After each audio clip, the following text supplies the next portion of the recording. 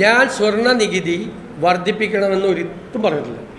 അല്ല, കേൾക്ക്, അവിടെ പറഞ്ഞിരിക്കുന്നത് എന്താണ്? യഥാർത്ഥത്തിൽ കേരളത്തിലേക്ക് വരുന്ന സ്വർണ്ണ വ്യാപാരത്തിൻ്റെ നികുതി കിട്ടുന്നില്ല. സമാന്തരമായ ഒരു സ്വർണ്ണ വ്യാപാരം നടക്കുന്നു. അത് എൻ്റെ വകുപ്പിൻ്റെ ജോലിയാണ്, ധനകാര്യ വകുപ്പിൻ്റെ ജോലിയാണ്. അത് നല്ല ടാക്സ് ഡ്രൈവ് നടത്തി ഈ സ്വർണത്തിൻ്റെ അകത്ത് നടക്കുന്ന തട്ടിപ്പുകൾ പുറത്തു കൊണ്ടുവരിക. അതിപ്പോൾ നടത്തുന്ന വ്യാപാരികളല്ല, അതിന് സമാന്തരമായി ഇപ്പോഴത്തെ വ്യാപാരികളുടെ വരെ ബിസിനസ് കുറയുകയാണ്. കാരണം ടാക്സ് ഇല്ലാതെ ബിസിനസ് നടത്തുകയാണ്, സമാന്തര വ്യവസായം നടക്കുകയാണ്. ആ സമാന്തര വ്യവസായത്തെ ഞങ്ങൾ നേരിട്ട് അത് GST വകുപ്പിൻ്റെ, ഞങ്ങളുടെ ധനകാര്യ വകുപ്പിൻ്റെ ചുമതലയാണ്. പറഞ്ഞിട്ടുള്ള കാര്യങ്ങൾ ചെയ്യും. സംശയം എന്താ? ഒരു സംശയവും വേണ്ട.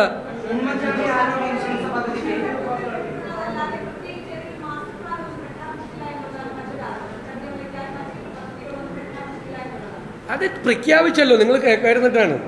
ശബരിമല ഇല്ലേ, ഗുരുവായൂർ, കൊട്ടിയൂർ, തിരുവല്ലം 4 ക്ഷേത്രങ്ങളെ തിരുപ്പതി മോഡലാക്കുന്നതിന് വേണ്ടിയിട്ട് അതിന് പൈസയൊന്നും വേണ്ട. അതറിയാൻ പാടില്ലേ? അതൊക്കെ പൈസ തരാൻ ആളുകളുണ്ടാവും, ഭക്തരായിട്ടുള്ള ആളുകളുണ്ടാവും, ഇഷ്ടംപോലെ ആളുകളുണ്ടാവും.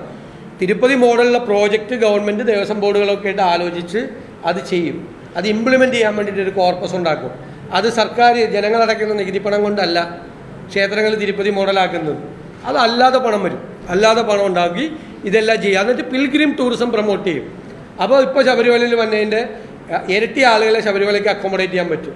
കൊട്ടിയൂർ തന്നെ ലക്ഷങ്ങൾ വരുവാണ്, ഗുരുവായൂർ വരുവാണ്. ഇപ്പോൾ വരുന്നതിൻ്റെ 3 ഇരട്ടി ആളുകൾ വരും.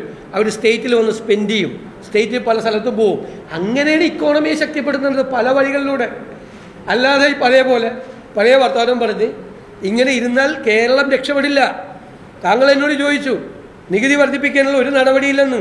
ഈ പദ്ധതികളെല്ലാം കേരളത്തിൻ്റെ നികുതിയിൽ ഗണ്യമായ വർധനവുണ്ടാവും. നിങ്ങൾ നോക്കിക്കോ, അടുത്ത വർഷം ഞാൻ ഇവിടെ ഇരിക്കില്ലേ?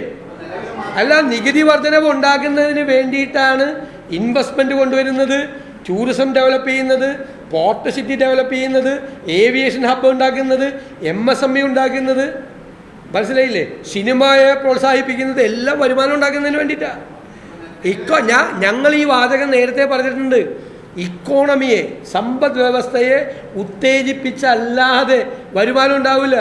നിങ്ങൾ ഒരു കാര്യം മനസ്സിലാക്കണം. ആദ്യം മാധ്യമപ്രവർത്തകർക്ക് കൂടി നമ്മളതുകൊണ്ടല്ലേ വൈറ്റ് പേപ്പർ നിങ്ങൾക്ക് കൂടി വേണ്ടിയിട്ടാണ് ഇറക്കുന്നത്. ഈ സംസ്ഥാനത്തിനൊരു 100 രൂപ വരുമാനം ഉണ്ടായാൽ 77 രൂപ കമ്മിറ്റഡ് എക്സ്പെൻസാണ്. എന്താണ്? Salary, pension, പലിശയാണ്. കിഫ്ബിയുടെയൊക്കെ ചോദിച്ചില്ല, കിഫ്ബിയുടെയൊക്കെ പലിശ എത്രയാണ്? പലിശ അൾട്ടിമേറ്റായിട്ട് ഗവൺമെൻറ് കൊടുക്കണം. ഇത് കഴിഞ്ഞാൽ എത്ര രൂപയുണ്ട് ഒരു 100 രൂപയിൽ കിട്ടുന്ന വരുമാനത്തിൽ ചിലവാക്കാൻ? നേരത്തെ പറഞ്ഞില്ലേ, ഇൻവെസ്റ്റ്മെൻറ്റ് സർക്കാർ ഇൻവെസ്റ്റ് ചെയ്യണമെന്ന്.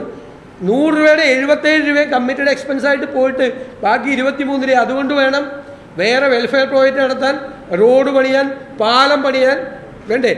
ഒരുപാട് വെൽഫെയർ, പെൻഷൻ അടക്കമുള്ള കാര്യങ്ങൾ ചെയ്യാൻ. ഇതെല്ലാം കഴിഞ്ഞിട്ട് പിന്നെ ഇൻവെസ്റ്റ്മെൻറ്റിന് സർക്കാരിൻ്റെ കയ്യിൽ എവിടെയാണ് പണം? ഈ യാഥാർത്ഥ്യം തിരിച്ചറിഞ്ഞു എന്നുള്ളതാണ് UDFൻ്റെ പ്രത്യേകത.